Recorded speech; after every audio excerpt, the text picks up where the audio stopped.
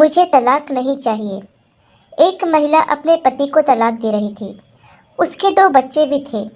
महिला के वकील ने सारी तैयारी कर रखी थी। बस पति के साइन बाकी थे। पति ने वकील से एक अनुरोध करते हुए कहा, मुझे पता है कि अब मैं अपनी पत्नी और बच्चों से जीवन भर के लिए दूर होने जा रहा हूँ। मेरी एक गुजारिश है कि मेरी पत्नी से कहो कि मैं अपने पत्नी और बच्चों के साथ आखिरी कुछ घंटे बिताना चाहता हूँ। वह बच्चों को कल कोर्ट में ले आए। वहाँ से मैं उन्हें अपने साथ ले जाऊँगा। उसके बाद मैं आकर हस्ताक्षर कर दूँगा। सुबह उसकी पत्नी और बच्चे कोर्ट में आ गए। पति ने अपनी पत्नी और बच्चों को कार में बिठाया और उन्हें घुमाने ले गया। बच्चे कभी माँ से लिपट कर प्यार करते तो कभी पापा से लिपट जाते। कभी आइसक्रीम खाने की जिद करते तो कभी पार्क में जाने की जिद करते।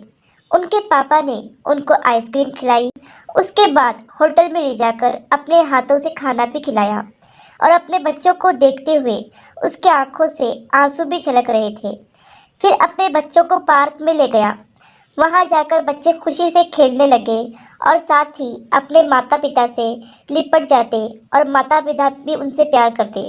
फिर पापा ने अपने बच्चों और अपनी पत्नी के लिए ढेर सारे गिफ्ट भी खरीदे और बच्चों को कार में बिठाकर कोर्ट की तरफ चल पड़े। बच्चे अपने पापा से कहने लगे, पापा पापा हमें नानी माँ के घर नहीं जाना, हमें अपने घर जाना है। माँ से कहो ना कि वह हमें अपने घर ले चले। काफ़ी समय बीत चुका था और वकील बार बार फ़ोन कर रहा था कि कोर्ट बंद होने वाला है, तुम लोग जल्दी से आ जाओ, मुझे भी अपने घर जाना है। मगर पति का अपनी पत्नी और बच्चों से बिछड़ने का मन नहीं कर रहा था। पति की आंखों से आंसू बहने लगे। बेटी ने देखा तो फौरन पूछा, क्यों रो रहे हो पापा? पिता ने कहा, नहीं मैं रो नहीं रहा हूँ, मेरी आंखों में कुछ चला गया है। रास्ते का सफ़र बड़ी जल्दी खत्म हो रहा था और ना चाहते हुए भी कोर्ट पहुँच गए। बच्चों ने कहा, हम कहाँ जा रहे हैं? ये हमारा घर नहीं है, हमें अपने घर जाना है, और रोना शुरू कर दिया। पिता ने अपने आंसुओं को रोकते हुए दबी हुई आवाज़ में कहा, बेटा अभी चले जाएंगे, बस यहाँ थोड़ा सा काम है।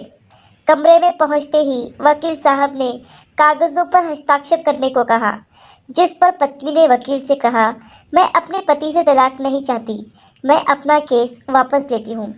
इसके बाद पति और पत्नी दोनों ने एक दूसरे से माफ़ी मांगी कि वह दोनों अपनी अपनी जिद की वजह से अपना घर बर्बाद करने चले थे और साथ ही अपने बच्चों की ज़िंदगी भी।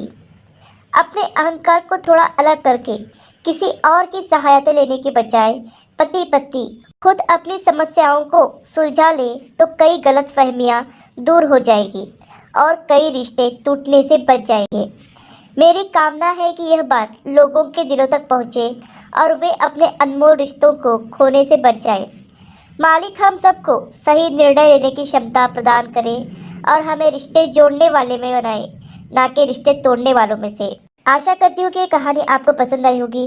कहानी पसंद आई है तो लाइक ज़रूर कीजिए, ज़्यादा से ज़्यादा शेयर कीजिए और इस कहानी पर आपकी क्या राय है हमें कमेंट करके ज़रूर बताएं।